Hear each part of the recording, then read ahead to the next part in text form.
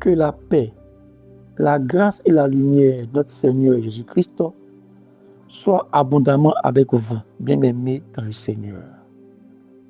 Que le Père céleste fortifie vos cœurs, éclaire vos âmes et vous remplisse davantage de sa vie divine en ce moment de partage. Aujourd'hui, nous allons méditer ensemble sur ces thèmes profonds et essentiels. La différence entre une religion basée sur le système et le christianisme spirituel dans la manière de gagner les âmes.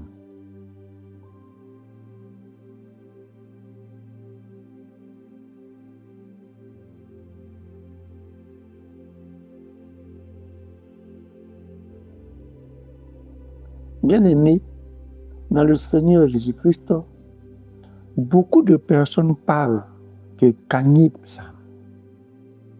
Mais toutes les manières de le faire ne viennent pas du même esprit. Il existe une grande différence entre une religion basée sur un système humain et le christianisme spirituel fondé sur la vie de Jésus-Christ. La religion cherche souvent à faire entrer les hommes dans une organisation. Par contre, le christianisme spirituel cherche à conduire les hommes dans une relation vivante avec Dieu. La religion veut parfois remplir des bâtiments, alors que le christianisme spirituel veut que les cœurs soient remplis de la vie de Dieu. Frères, Jésus n'est pas venu créer un système froid. Il est venu communiquer la vie éternelle. Jean chapitre 10, le verset 10 déclare ceci.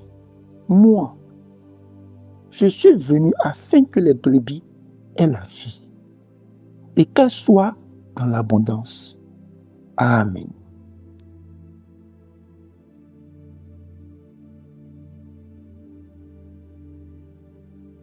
Bien-aimés, à présent, parlons de la religion basée sur le système qui cherche l'adhésion, alors que le christianisme spirituel cherche la transformation.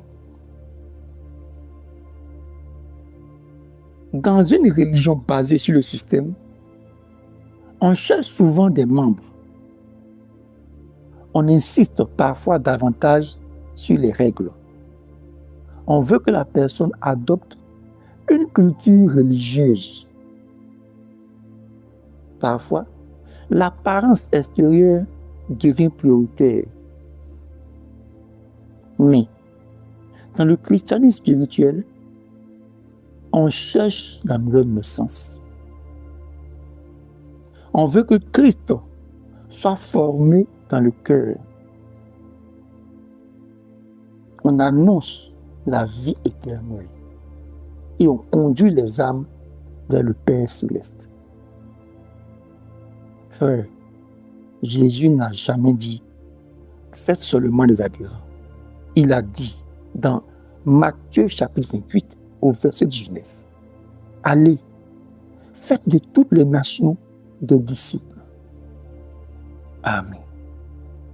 Un disciple est une personne transformée intérieurement.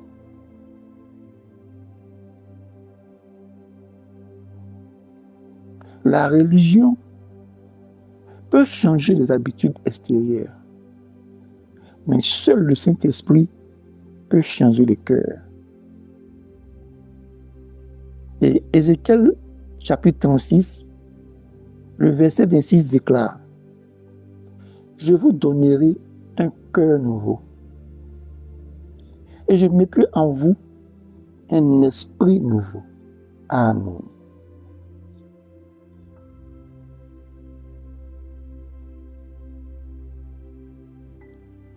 La religion basée sur le système agit souvent par peur, par culpabilité, par obligation. Et elle s'appuie souvent sur des traditions imposées. Mais Jésus, quant à lui, il attirait les âmes par la vie, par l'amour et la vérité. Et quand Jésus parlait, les cœurs étaient touchés, les âmes étaient éclairées, les esprits étaient réveillés. Pourquoi? Parce qu'il ne parlait pas seulement avec des mots humains.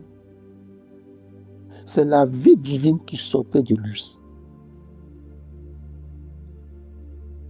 Les paroles que je vous ai dites sont esprit et vie. Jean chapitre 6, le verset 63.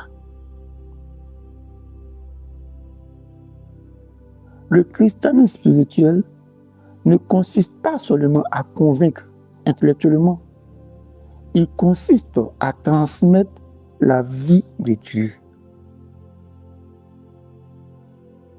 Voilà pourquoi certaines prédications remplissent la tête, mais ne transforment pas le cœur.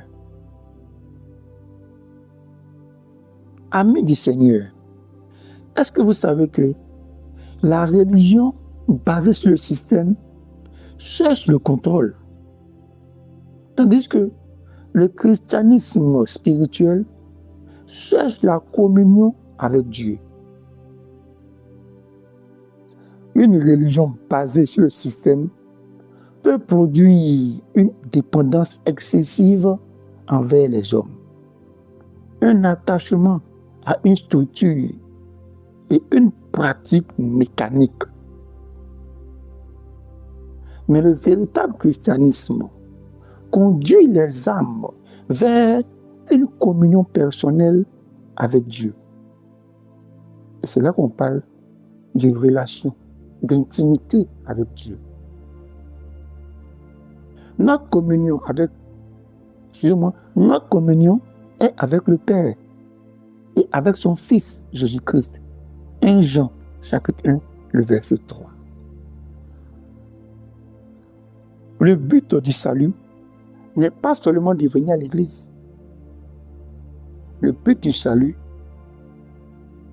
est de venir au Père par Jésus-Christ. Nul ne viendra au Père que par moi. Jean chapitre 14, le verset 6.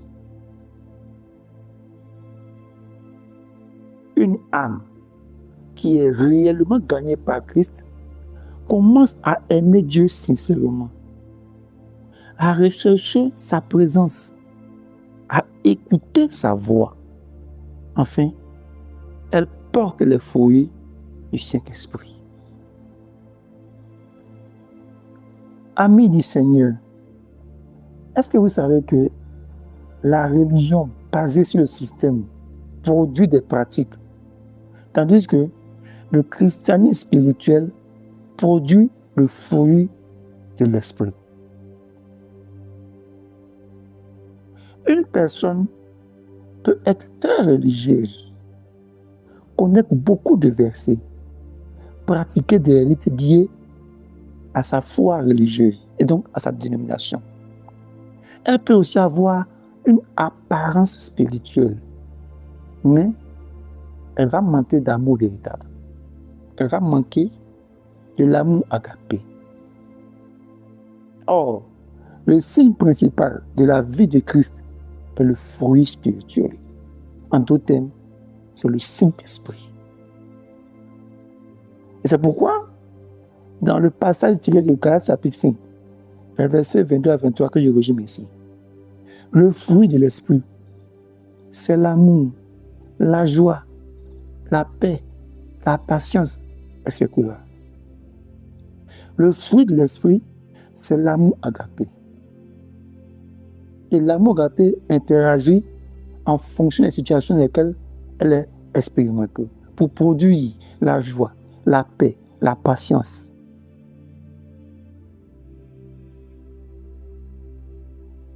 Ainsi, le christianisme spirituel produit l'amour agapé.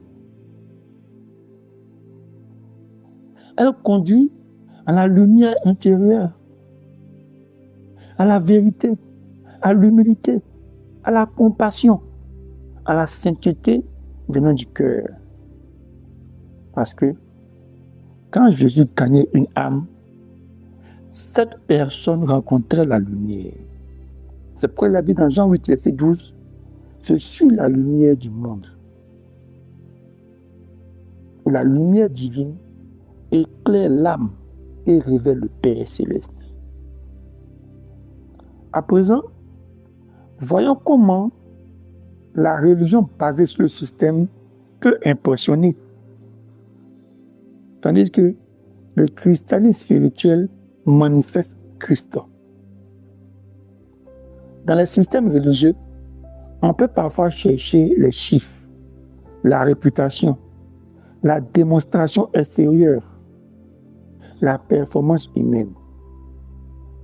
Mais dans le christianisme spirituel, on cherche à révéler Jésus-Christ. C'est pourquoi dans le passage tiré de Galates chapitre 2, le verset 20, on nous dit ceci. Ce n'est plus moi qui vis, c'est Christ qui vit en moi. Le véritable gagneur d'âme ne cherche pas à attirer les hommes vers lui-même. Il cherche plutôt à les conduire vers Christ. Parce que Jésus-Christ attirait les pécheurs, non par la manipulation, mais parce que la vie du Père se manifestait en lui. Et comment Jésus-Christ gagnait les âmes? Il gagnait les âmes par l'amour. Il voyait la valeur des personnes. Il ne flattait pas. Il a enseigné la vérité au sujet de Dieu. Il éclairait leur conscience par la lumière divine et aussi par la vie divine révélée par le Saint-Esprit. Et donc, Jésus gagnait les âmes par l'amour. Comme c'est dit dans Marc chapitre 10, verset 21. Jésus les a regardés, les mains. Ensuite, par la vérité, comme cela est dit dans Jean chapitre 1, verset 14, il était plein de grâce et de vérité. Il dit qu'il ne flattait pas le péché, mais il révélait la vérité avec grâce.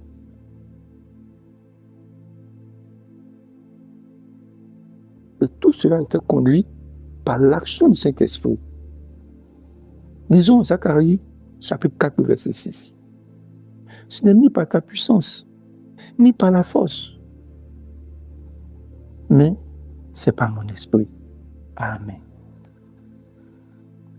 Bien-aimés, il y a véritablement un danger d'évangéliser sans vie. Il y a un danger de prêcher sans vie. Parce que on peut faire beaucoup d'activités, organiser beaucoup de programmes, avoir des foules même, mais sans transmettre réellement la vie du Christ. Une âme peut entrer dans une religion sans rencontrer Dieu, sans avoir une intimité ou une relation avec Dieu. C'est pourquoi je disais dans Jean chapitre 3, verset 3, si un homme ne naît de nouveau, il ne peut voir le royaume de Dieu. Amen. La nouvelle naissance est la différence fondamentale. Parce que le christianisme spirituel commence par la vie divine dans l'esprit de l'homme. Bien-aimés dans la foi en Jésus-Christ, avant de clôturer notre partage de ce jour, retenons que la religion basée sur le système cherche souvent l'organisation, les pratiques, les contrôles et surtout les apparences. Mais le christianisme spirituel, quant à lui, il cherche la communion avec le Père céleste, la consommation de la vie intérieure, la manifestation de Christ en nous. Enfin, il cherche la communication de la vie éternelle. Le véritable but de l'évangélisation n'est pas seulement d'amener quelqu'un dans une assemblée. Le véritable but est de conduire cette personne à rencontrer Dieu réellement.